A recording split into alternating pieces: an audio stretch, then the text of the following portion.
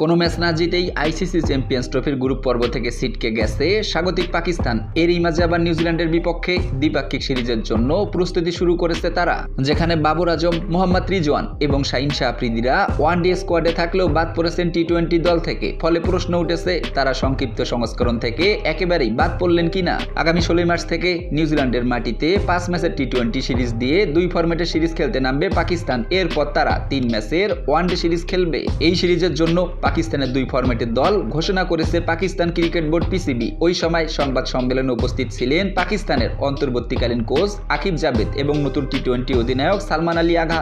সেখানে পাকিস্তানি কোচ বাবর রিজওয়ানদের বাদ পড়া নিয়ে ব্যাখ্যা দিয়েছেন। গণমাধ্যমকে আকিব জাভেদ বলেন, এটা কোনো স্থায়ী সিদ্ধান্ত নয়, শুধুমাত্র আসন্ন সফরের জন্য কিছু পরিবর্তন আনা হয়েছে। আমরা তরুণ ক্রিকেটারদের সুযোগ দিতে চাই এবং খেলার ধরন ও মানসিকতায় পরিবর্তন আনতে চাই। আমি নিশ্চিতভাবে বলতে চাই, আমরা বাবর রিজওয়ানদের বাদ দিচ্ছি না, তবে এখন তাদের বিশ্রামে রাখতে চাই এবং অন্যদের সুযোগ দিতে চাই।